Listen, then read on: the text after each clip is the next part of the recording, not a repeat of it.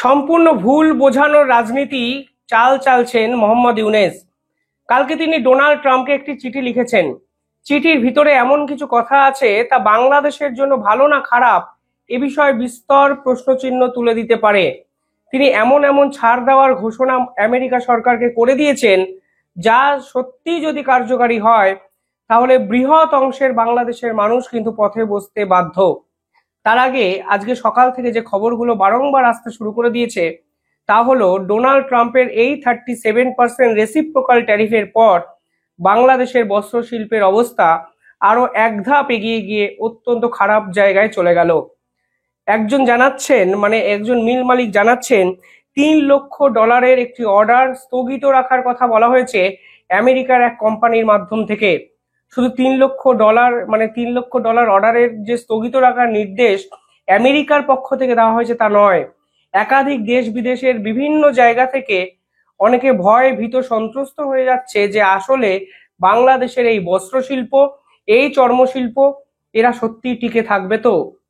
সম্পূর্ণভাবে একটা দেশের জিওপলিটিক্যাল পলিসি যদি অত্যন্ত খারাপ জায়গায় গিয়ে পৌঁছায় তাহলে এ ধরনের হাহাকার কিন্তু দেখা যায়।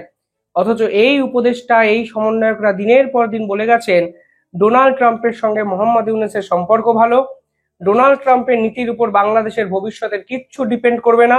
এমনকি ডোনাল্ড ট্রাম্প জেতার পর যখন আওয়ামী লীগের বিভিন্ন সদস্য রাস্তায় নেমে ডোনাল্ড ট্রাম্পকে কংগ্রাচুলেট করছিলেন তাদের বিপক্ষেও কিন্তু এই মোহাম্মদ ইউনূস নির্দয়ভাবে একাধিক পুলিশকে লেলিয়ে দিয়েছিলেন। অর্থাৎ আজকে যে রেসিপ্রোকাল ট্যারিফের কথা আপনারা শুনছেন এটা কোনো অঙ্ক করে কিন্তু আসেনি, এটা চূড়ান্ত একটি যদি বলা হয় প্রতিহিংসা পরায়ণ রাজনীতির একটা ফল।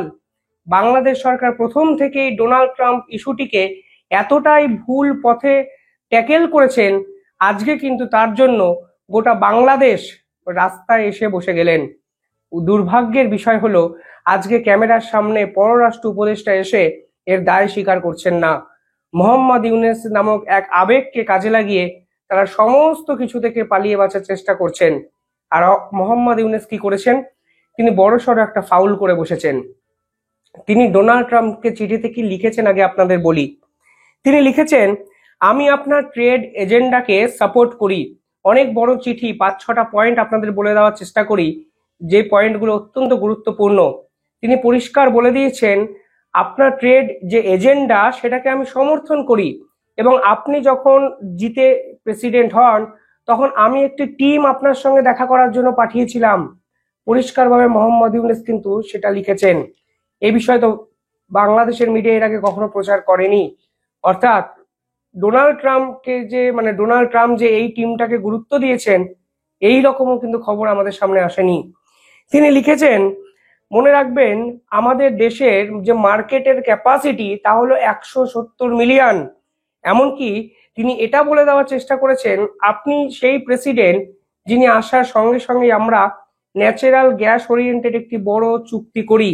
অর্থাৎ তিনি বোঝাতে চাইছেন মোহাম্মদ ইউনূসের বাংলাদেশ আসলে ডোনাল্ড ট্রাম্পের অত্যন্ত ক্লোজড এবং ডোনাল্ড ট্রাম্পের সঙ্গে বাংলাদেশই নাকি সোকল্ড কোট আনকোট ন্যাচারাল গ্যাসের একটি চুক্তি করেছিল। আমি সেদিনও একটি ভিডিও করে বলেছিলাম আসলে আমেরিকা যেই গ্যাস বাংলাদেশকে বেচে দিল সেই গ্যাসের চাহিদা আন্তর্জাতিক মার্কেটে সবচেয়ে কম এবং ন্যাচারাল গ্যাস এই যে টপিক এর সাথে আমেরিকার কোনো লেনদেন নেই। ন্যাচারাল গ্যাস মিডল ইস্টের দেশগুলো বিক্রি করে কম টাকায়, রাশিয়া বিক্রি করে এবং কিছু ক্ষেত্রে ভেনিজুয়েলাও কিন্তু বিক্রি করে। ডোনাল্ড ট্রাম্প চাইছিলেন বৃহৎ যে সকল প্রভাবশালী দেশ আমেরিকার থেকে গ্যাস পারচেস করে না ঠিক সেই দেশগুলোকে সরিয়ে রেখে ছোটখাটো কোনো দেশ খোঁজা যেন উনি এই কারবারটি সেই দেশের সঙ্গে শুরু করতে পারেন। বলির পাঠা করা গেছে মোহাম্মদ ইউনূসকে। তখন তিনি শুধুমাত্র ডোনাল্ড ট্রাম্পকে কনফিডেন্সে নেওয়ার জন্য এবং ডোনাল্ড ট্রাম্পের কনফিডেন্সে যাওয়ার জন্য এই ধরনের আত্মঘাতী একটি চুক্তি করে ফেলেছিলেন। বিস্তর বিতর্ক হয়েছিল। তিনি এই চিঠিতে সেই চুক্তির কথা ফিরিয়ে এনে মনে করিয়ে দেওয়ার চেষ্টা করেছেন আসলে ডোনাল্ড ট্রাম্পের বন্ধু হলো মোহাম্মদ ইউনূস। তিনি ভুলে যাচ্ছেন ডোনাল্ড ট্রাম্প যে দেশটিকে সব থেকে বেশি অপছন্দ করে সেই দেশে গিয়ে অর্থাৎ চীনে গিয়ে তিনি একের পর এক হুমকি কিন্তু দিয়ে এসছেন কিছুদিন আগেই। এই হলো ডিপ্লোম্যাসি। দুদিন আগে চীনে যেতে হয়, চীনেরকে গিয়ে ভারতবর্ষকে হুমকি দিতে হয়, ফিরে এসে ডোনাল্ড ট্রাম্পের পায়ে পড়তে হয়, তাও আবার এরকম একটা চিঠি লিখে। যদিও এই চিঠি এখনো শেষ হয়নি, পরবর্তী ধাপে কি লেখা আছে আপনারা শুনুন। তিনি বলে দিয়েছেন পরের লাইনে যে এখন আমরা চাইছি ইউএস ফার্ম প্রোডাক্টস এর ইম্পোর্ট বাড়ানোর জন্য। কারণটা কি? কারণ আমরা আমেরিকার যারা কৃষিকাজ করেন তাদের কথা ভাবছি, তাদের জীবিকার কথা ভাবছি। তাই আমরা চাই আপনাদের যে এগ্রিকালচার প্রোডাক্ট আছে সেই প্রোডাক্টগুলোর ইম্পোর্ট বাড়ানোর জন্য। চূড়ান্ত আত্মঘাতী একটা পদক্ষেপ। বাংলাদেশের কৃষিকাজ এতটাই উন্নত এবং বাংলাদেশের হিউজ নাম্বার অফ পিপল এখনো যে এগ্রিকালচার বিভিন্ন ফার্মের সঙ্গে যুক্ত তা কিন্তু মোহাম্মদ ইউনূস জানেন। ভারতবর্ষ কিন্তু আজ অব্দি এগ্রিকালচার প্রোডাক্ট ওরিয়েন্টেড বিষয়ে আমেরিকা শুধু নয় বিদেশের কোনো শক্তিকে ঢুকতে দেয়নি। কালকে কিন্তু আমেরিকার পক্ষ থেকে চিঠি লিখে বলা হয়েছিল আপনাদের 3টে শর্ত আমরা দিচ্ছি, যদি করতে পারেন আমরা আপনাদের সঙ্গে ফ্রি ট্রেড এগ্রিমেন্ট করব, ডিফেন্স পলিসি চেঞ্জ করুন, আমাদের সঙ্গে ব্যবসা বাণিজ্য করুন, এগ্রিকালচার প্রোডাক্ট আমাদের থেকে কিনুন, তাহলেই বোঝা যাবে যে আপনারাও আমাদের সঙ্গে বন্ধুত্বপূর্ণ সহাবস্থান চান।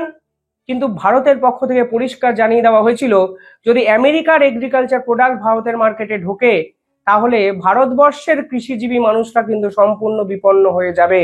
না তারা কস্টিং এ পারবে, না তারা প্যাকেজিং এ পারবে, না সামগ্রিক বিচারে একটা প্রোডাক্টের সঙ্গে একটা প্রোডাক্টের তুলনা করতে পারবে। আর সব থেকে বড় কথা, কেন ফার্মার এই যে ফার্মাররা সাফার করবে শুধুমাত্র আমেরিকান প্রোডাক্টের জন্য?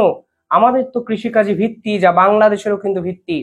আজকে ডোনাল্ড ট্রাম্পকে চিঠি লিখে কার্যত এই আত্মঘাতী স্টেপটি মোহাম্মদ ইউনূস করেছেন এবং তিনি বলেছেন ইউএস ফার্মারদের কথা তিনি ভাবছেন, তাদের লাইভলিহুডের কথা তিনি ভাবছেন, জীবন জীবিকার কথা তিনি ভাবছেন। এই চিঠি নিয়ে কেন বিস্তর সমালোচনা এখনো বাংলাদেশের মিডিয়া করছেন আমি জানি না, কিন্তু বিশ্বাস করুন এই ধরনের পদক্ষেপ আসলে বাংলাদেশের ভবিষ্যৎকে নষ্ট করার একটা পরিপন্থী তিনি করেছেন। তিনি বস্ত্র শিল্পীদের বাঁচাবেন কি বাঁচাবেন না আমি জানি না, কিন্তু তিনি বাংলাদেশের কৃষিজীবী মানুষকে পথে বসিয়ে দিচ্ছেন। শুধুমাত্র তারা এই বিষয়গুলো গভীরে গিয়ে ভাবেন না বলে এই রকম চর্চা কোনো মিডিয়ায় আজকে হচ্ছে না।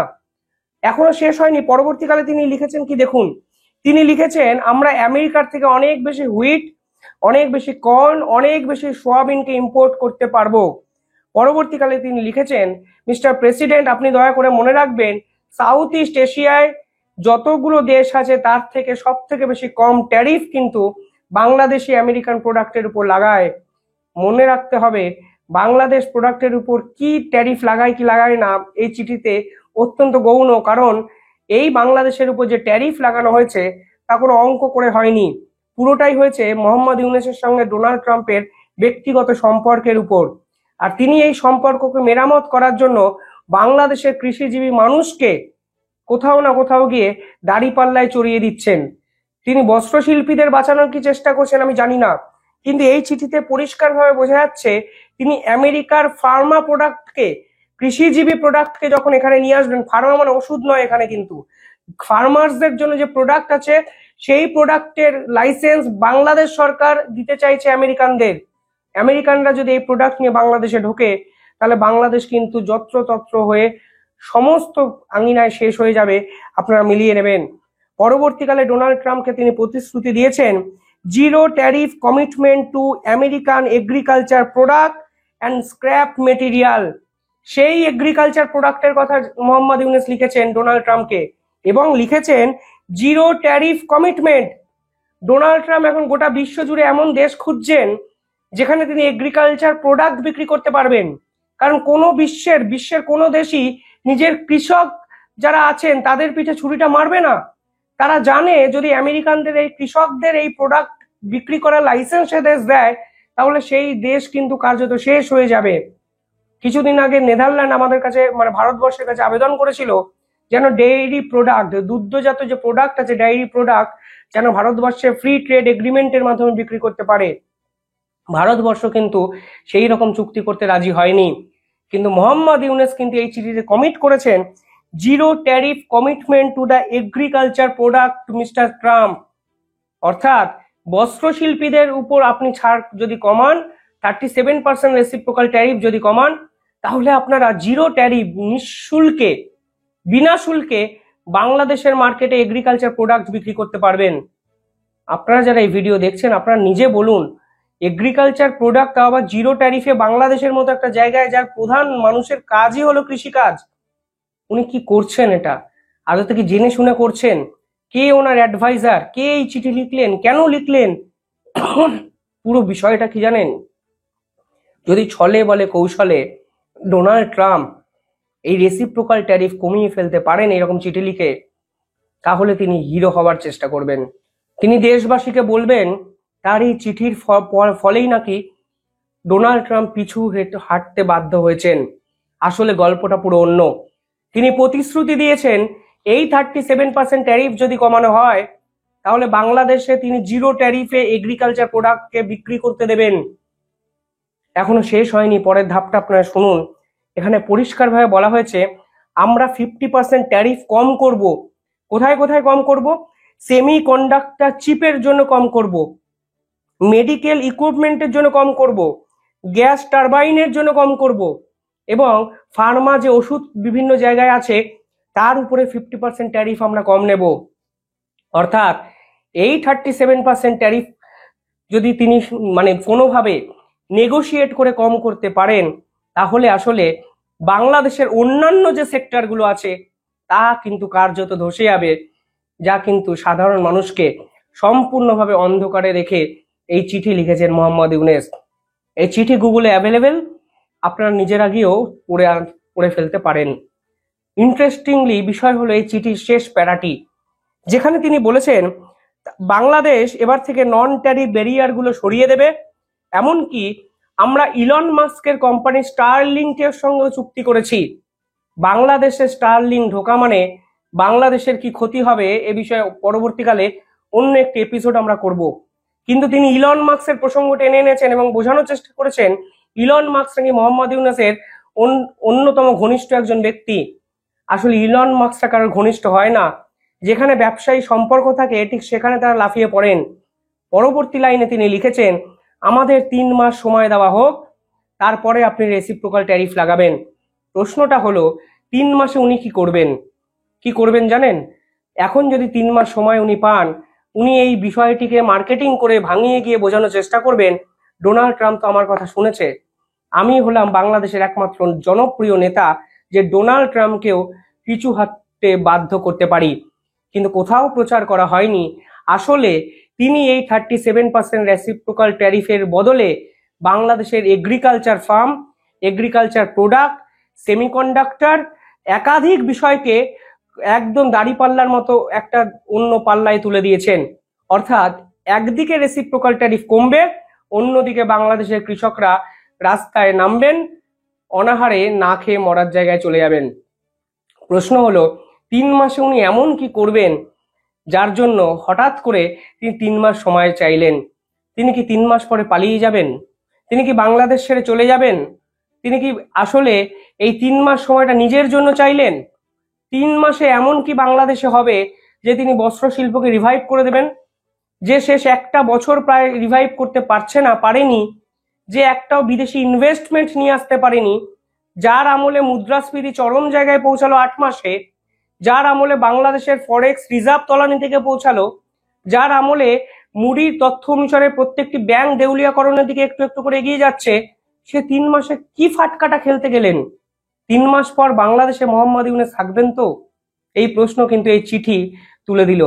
আর একদিকে চায়না, আর অন্যদিকে মানে পাকিস্তানকে মাঝখানে রেখে অন্যদিকে ডোনাল্ড ট্রাম্পের আমেরিকা যেভাবে লেজে গোবরে মোহাম্মদ ইউনূসকে খেলিয়ে যাচ্ছেন, আমার সত্যি ভাবলে অবাক লাগছে। 3 মাস